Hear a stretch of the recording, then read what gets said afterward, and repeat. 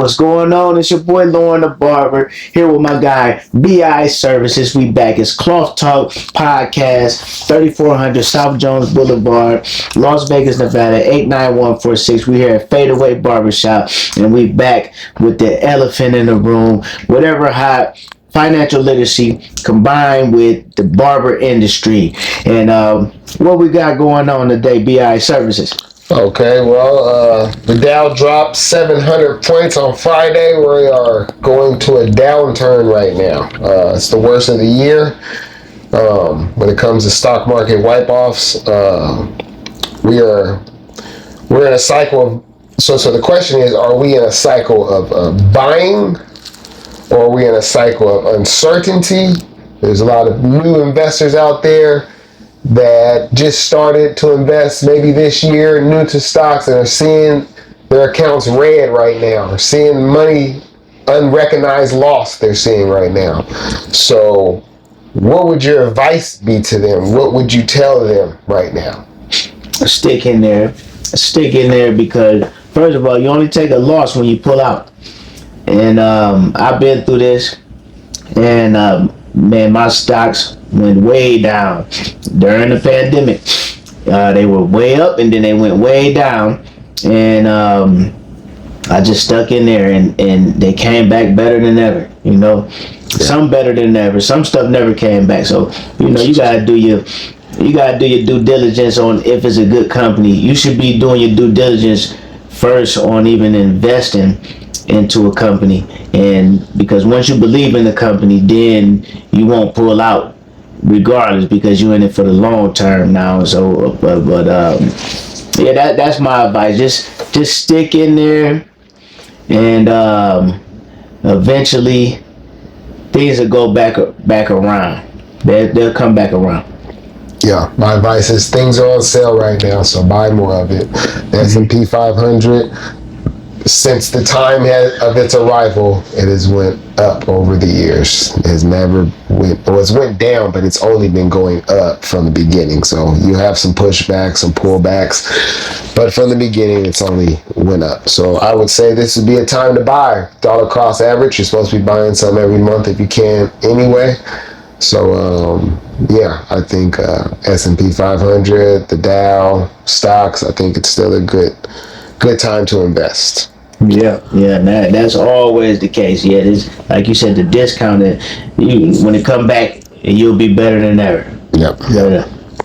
So also, we were talking about last week about Apple having a big announcement, and the big announcement was the 16E. So it's a phone. I didn't think it would be a phone. I didn't necessarily think that it would be a good thing, but they also say the phone will be about $500. So I think that's a good thing. Yeah, definitely. I think that's a great thing. I don't know how that's gonna, maybe they'll help them with more sales. But their phones right now, I think, are averaging about $1,500. So, yeah. So that's a 200% discount right there. So I think the announcement's cool. What do you think about the announcement? Man, that's a great announcement. And actually, I think I'm gonna upgrade, because I paid about $1,500, and if I get this one for $500, then that's $2,000. I'll just look at it as if I'm dividing the two phones and making it $1,000 a piece. So I'm still getting a $500 discount, with really $1,000 discount if I was looking at it as if I'm used to paying $1,500 a phone. You know what I mean? So that would have been $3,000, but now I'm about to get it for $2,000. So that's like $1,000 savings. And I get to upgrade. So I have to see where I'm at, because actually I think I just bought my phone. Like it might not even been a year, but at the end of the day, that's a way to look at it. If you're ready to upgrade, and $500 for an iPhone, man. But also, this gives me like a red flag. Like, why is y'all giving your phone away for $500? Are y'all in some trouble? Because the argument is, and has been lately, is that the Androids is better. And from my experience, I come from a Galaxy all the way until like 3 years ago, and I like my Galaxy way better than I like my iPhone. The only thing that's better about my iPhone is the camera, and I'm seeing movies and everything coming out about that. So that's what I see, a red flag in their business. Yeah. I hope not. But yeah. So the announcement, like I said, I wish it would have been healthcare. Maybe something else. But iPhones, I guess, the phones are the things that people try to get every year, every other year. The iPads and like the desktops and the watch. I mean, once you buy one of them, I mean, you pretty much use those till they go out of service. So I don't think they're getting a lot of money on that. So I think a lot of the money that they're getting obviously is with the clouds, people buying the clouds, and then their phone coming out every single year. So yeah. Also, Apple says they're gonna spend $500 billion in the United States over the next 4 years, and they're starting out there in Houston, where they'll be doing a tech industry. Hold on. Yeah, Apple made a major announcement for the tech industry in the United States, and especially in Houston. So Houston's going to be getting some type of AI building out there, and the other states that they're putting this $500 million in, and that's going to give a lot of thousands of jobs out there in Houston, and they're looking to give over 20,000 jobs in the next 4 years. That's what Tim Cook says. And the states that they'll be in is Michigan, Texas, California, Arizona, Iowa, Oregon, North Carolina, Washington, and Nevada. So Nevada will see some type of Apple building being built out here. Excellent. Yep. And so, like I said about the Houston, they'll be home to a new AI server factory. So it's going to be an AI server factory out there in Houston. AI serving? Server. Oh, okay. AI server factory. Yeah. So, and it's going to produce thousands of jobs out there too. So, and they say they're trying to do that so they don't have to pay the tariffs.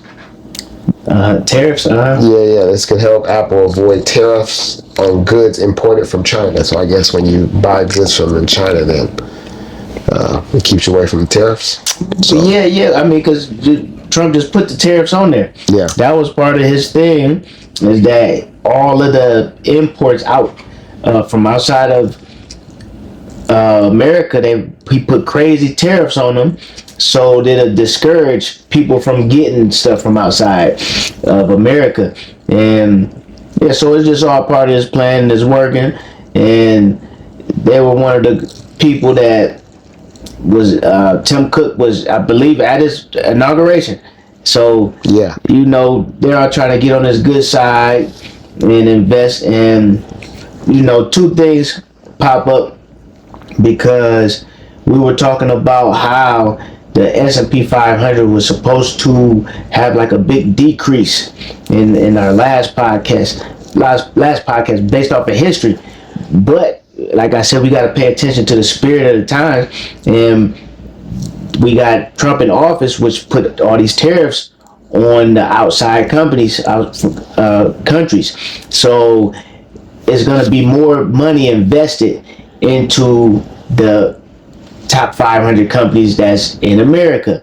Yeah. You get what I'm saying? They forced to do that. So I don't see the history going the same as it has with the pattern from back in the day. But then also look at the pattern where the billionaires is going. They're investing all their billions in AI, So this is obvious that you need to invest into AI right now. The best time is to get in early. So all of this stuff, and you need to master AI, so you'll be ahead of the technology as well, or you can be a teacher in that area to where you can offer money. I mean, you can get money for offering your services. So, but I think overall it's definitely a great thing that Apple is doing with that. Yeah. And Bitcoin's down to $87,000 today. Man. Do you think it is a great time to buy? Do you think it will go lower? I said that it'd be a good buy at 80. And and it looks like it might be creeping to 80. But I think if you have some money though, put a little bit in now. But I believe we're going to go down to around the 80s. When I was looking at the chart, that looked like a support resistance area right there. So at 80. At 80, when I was looking at it. Yeah. Look at it again. But yeah, so you think it's a good time to buy? You think it'll go lower? What do you think? Yeah, I would keep putting a little something in, for sure, because the biggest drop that I done seen so far is, it was a lot though. I don't know what would have to happen for it to drop that much, but I remember it was at 68 at the high, and then it went all the way down to 18,000. I witnessed that. I lived through that since I've been in the market. But it was almost at 60? It was at 68. Yeah, it was at 68,000. That was the high, and it went all the way down to 18,000. Within a matter of what, a year? Yeah, within a matter of a year, yeah. And I just stuck in there too. It just held my stuff. So $40,000. That was more than that, but $40,000 from what was his high so far? 100 and what, like 7 this year? What is the, that was the high this year. Yeah. Let me see. Bitcoin's high for the year is 104. $104,000, $298.70. Oh, okay. So that was the high. Okay, so it could possibly go down to 60,000. 65, I would say, about 64, 65,000 if I'm basing it off of my experience in the crypto market, because like I said, I've seen it go down 40 something thousand. Mm-hmm. So, and at one time it was up to 20, it went down to 5, right? It was like at 20 when the pandemic was at 5, wasn't it? Well, not during the pandemic. Before that though, before the pandemic, yeah, I remember it went down to like that. But I didn't get into the market until it was in the tens of thousands. Pandemic, it was 5. Pandemic? Yeah. It was at 5,000? 5 and went all the way down to 5. What year? 2020. That's crazy. Look, okay, I didn't know that. 558. Yep, March 9th, 2020. Oh, that's ridiculous. Told you. When was it at 68? 68? Yeah, what year was it at 68? That was it was at 68 in February 2024. I mean, not this last time. 61. It was at 61 in 2021. So that day. And then it went all the way down, like you said, to 16,000. Yeah. In November 2022. So actually, that was about a year. It took a year. About a year. November 1st. How much drop is that?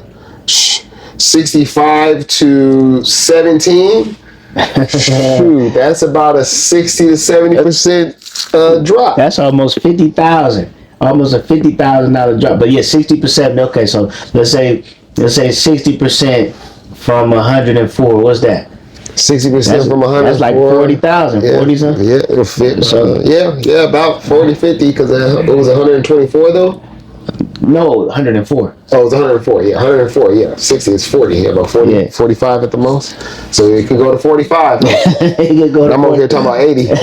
It could go to 45, but just based off our experience, that we lived through. Mm-hmm. So I'm not gonna be surprised if it would go down to that. You know what I mean? But it would just definitely have to be something. I don't know what drastic happened, dude. I don't even know what was so drastic that happened either. Except for people were scared of inflation and all that type of stuff. But yeah, that's what I'm saying. 50,000, go down to 50,000. Yeah. Okay, I was also about crypto. Some exchange suffers 1.5 billion losses in large crypto hack ever. They say, they say Byte, BY. Oh, I've seen that. Yeah, they stole over 401,000 Ethereums. Ooh wait. Ooh wait. So yeah, What would you say? What would you say about that? Like, is there a way that they should secure it? Do you think that this can happen to anybody? It's happened to Coinbase and all these other places. You know, what is your advice on that?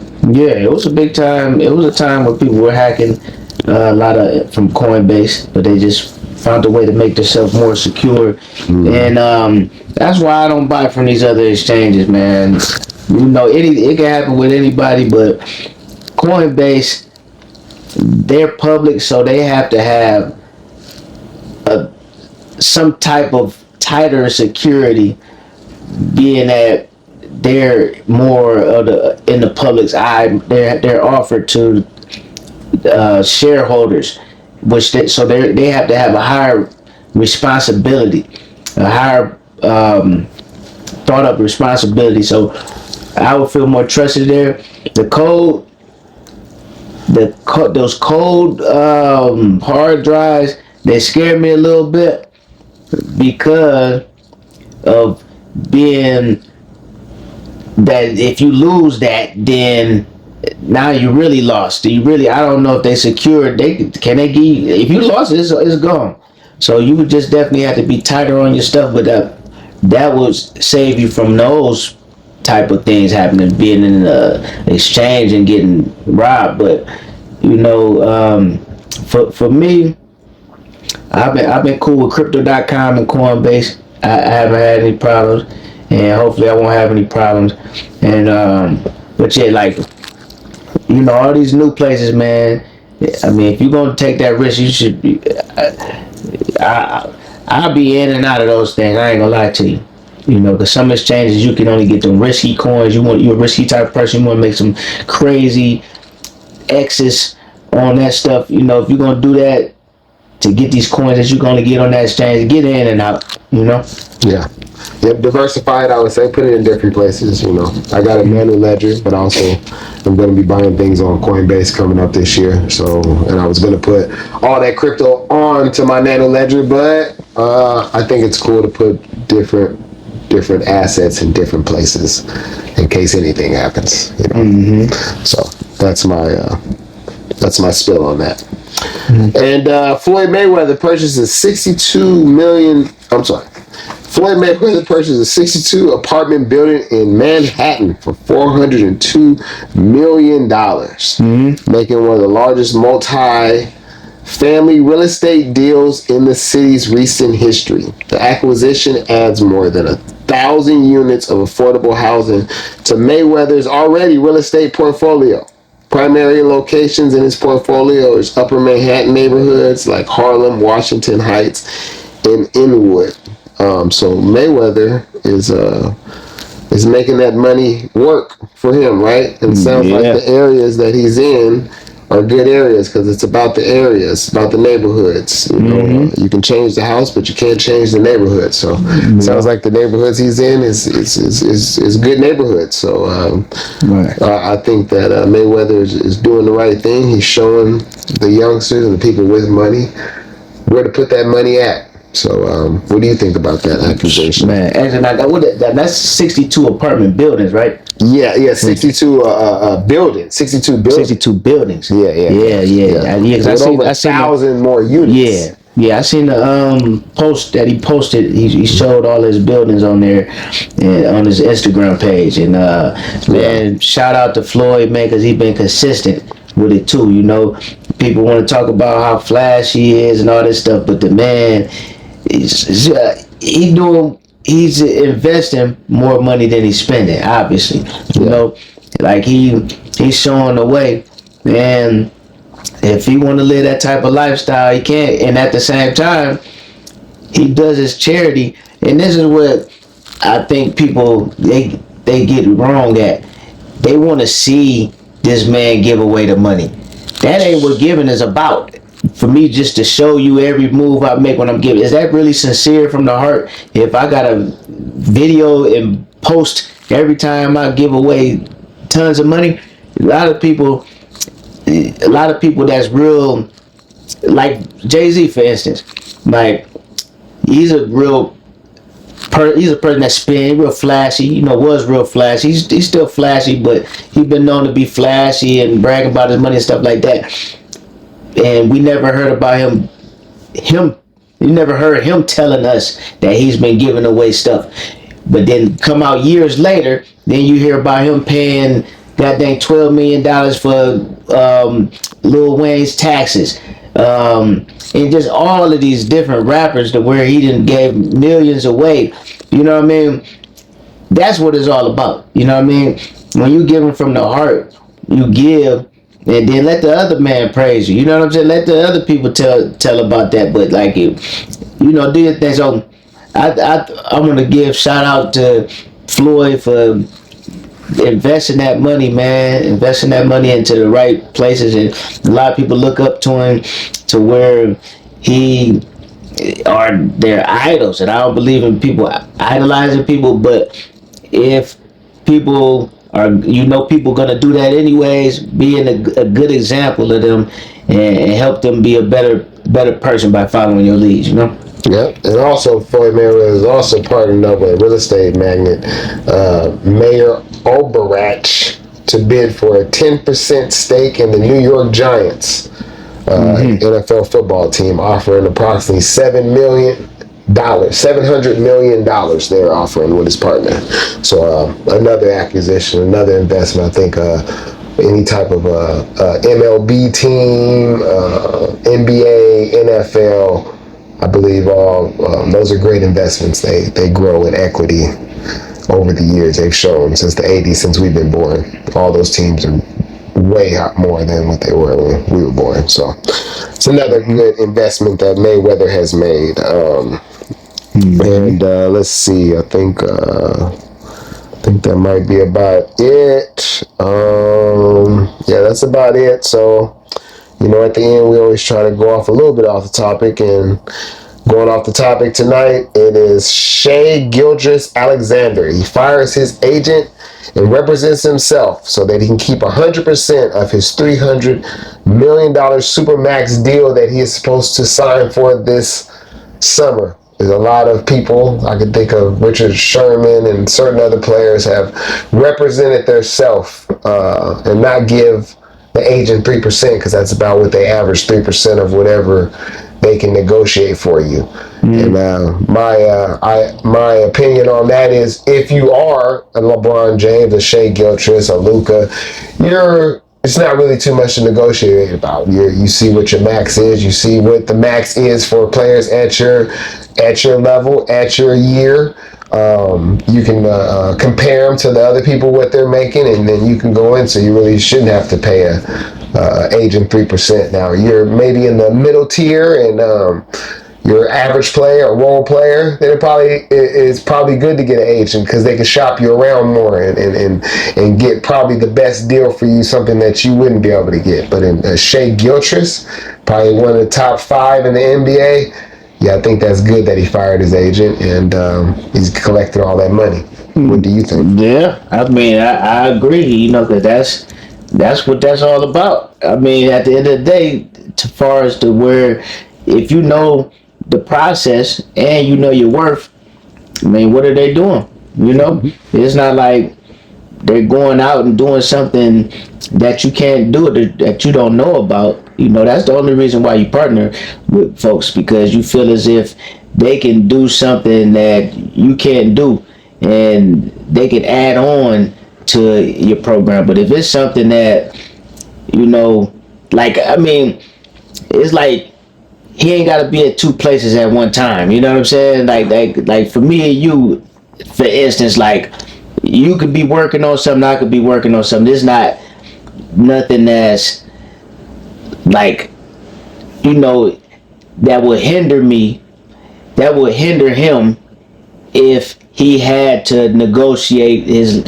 And definitely nowadays, you could be on Zoom, you could be, you don't have to go to a physical place to do it. Like, I don't see what value he would add to him, being that he already established and he know how the process goes. So, but going back to with Floyd, I believe he had partners in his real estate as well. I don't know with that, but I know previously when he did the interview with Earn Your Leisure, they were speaking on how he had partners with all of the skyscrapers that he had in New York. So it's probably the same. It's probably that same investment group, and everybody adding value.